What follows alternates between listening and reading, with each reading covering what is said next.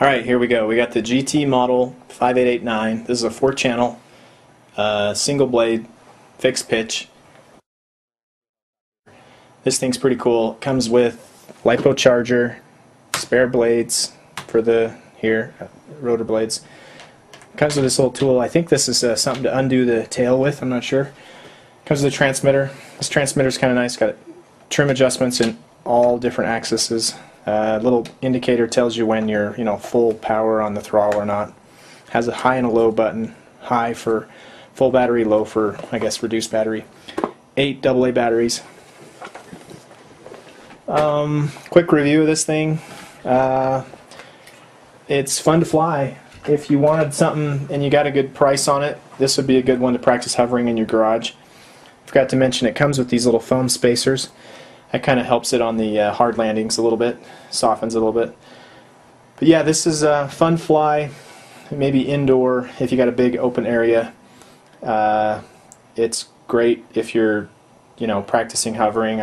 I'm not the best at flying some of these, and so this is, if I can fly it. I mean, I've spent a little time on a simulator, but then it's pretty good. It's not as scary as flying like a $700 helicopter that you could crash and feel terrible if you destroyed everything.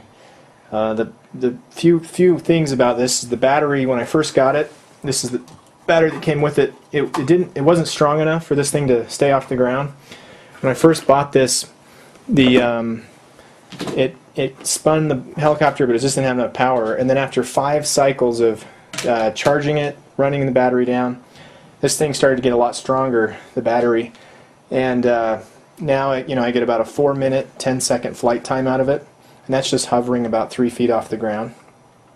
So yeah, I'm happy with the flight time, right around 4 minutes. As far as outdoor flying, you get more than about 3-4 mile an hour wind, and you might have some trouble. I've flown it. I got some video in a sec. I'll show you of this thing in 3 or 4 mile an hour wind. The one thing that happens when I fly this in the wind is, I don't know if you can see this little piece here.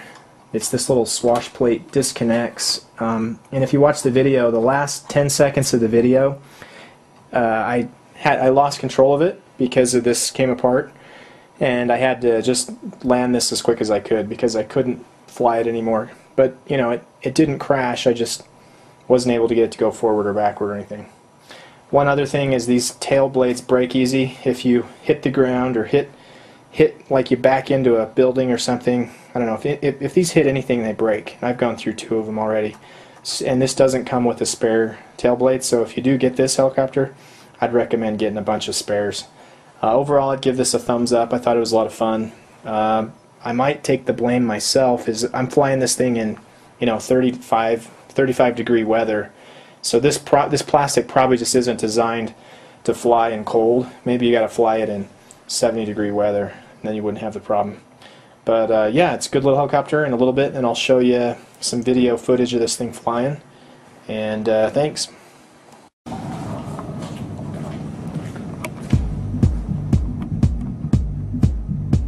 Okay.